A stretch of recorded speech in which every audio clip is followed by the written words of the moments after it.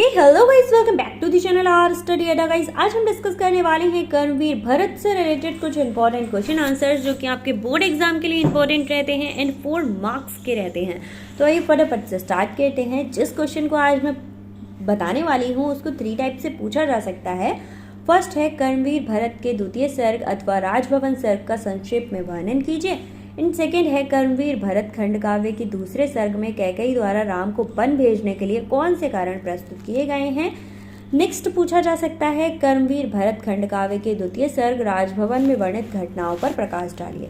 तो guys, simple सी बात है कि यहाँ पर द्वितीय सर्ग की बात हो रही है जिसमें जो भरत हैं वो अपनी माता कैकेयी से बात कर रहे हैं और कुछ सवाल पूछ रहे हैं।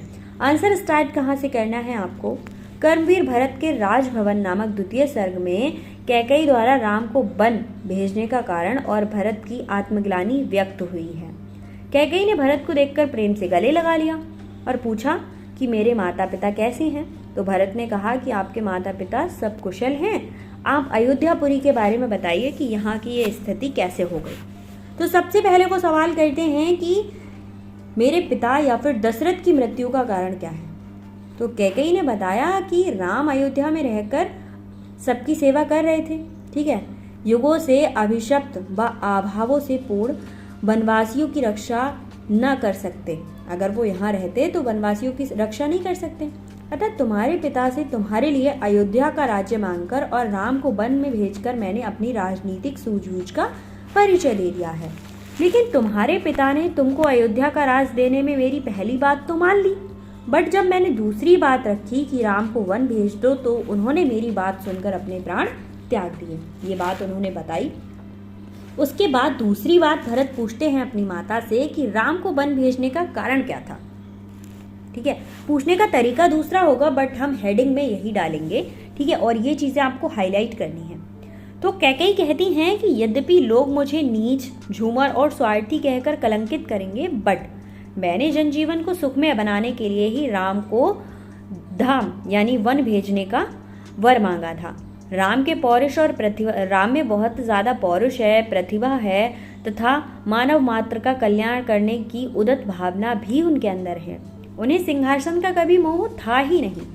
यही सोचकर मैंने असभ्य, अशिक्षित और अभावग्रस्त वनस्पतियों के कल्याण हेतु राम को 14 वर्ष के लिए वन भेजने का वर मांगा था। ये सुनकर तुम्हारे सत्यनिष्ठ पिता ने अपने प्राण त्याग दिए।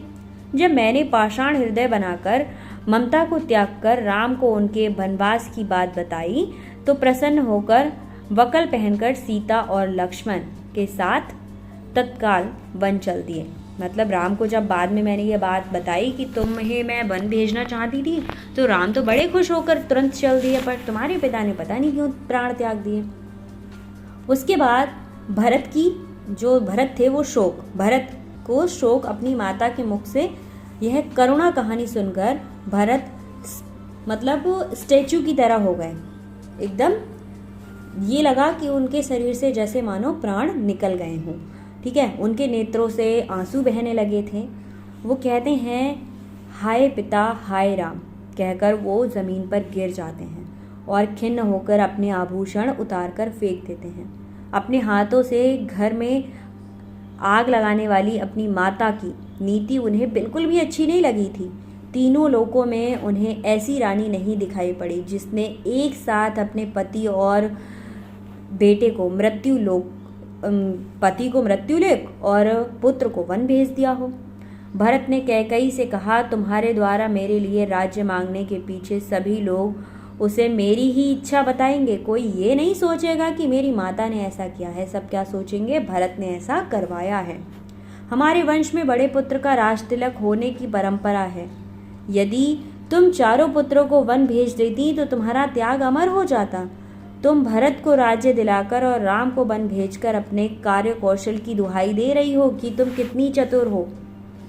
फिर वो कहते हैं कि राम अलौकिक शक्ति।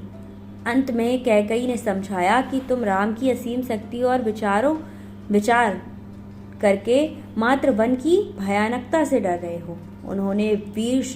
वो बहुत ज़्यादा वीर हैं। उन्होंने सीता स्वयंवर में सबको हराया है, ठीक है। कई दुष्टों का नाश किया है, तो तुम डरो मत, तुम्हारे जो भैया हैं वो बहुत वीर हैं और जंगल में आराम से रह लेंगे। ठीक है। अपनी नीति कुशल माता की बुद्धि भ्रष्ट हुई जान मन में शोक भरकर भरत शत्रुघ्न के साथ कौशल्या माता से मिलने के लिए चले जाते हैं।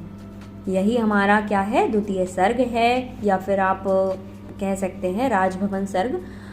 इसके बाद आता है हमारा नेक्स्ट क्वेश्चन। इसे हम नेक्स्ट वीडियो में डिस्कस करेंगे। आई होप आपको क्वेश्चन समझ आ रहा होगा। एंड कोई प्रॉब्लम है तो आप मुझे कमेंट कर सकते हैं। सारे क्वेश्चन आंसर्स की मैंने एक प्लेलिस्ट लिंक बना रखा है, जिसको डिस्क्रिप्शन में मेंशन कर देती हूँ। एंड आप चैनल पर जाकर देख सकते हैं, यूपी बोर्ड के सारे इंपॉर्टेंट प्रोवाइड हैं, ग्रामर के सारे टॉपिक्स प्रोवाइड हैं। Thank you so much.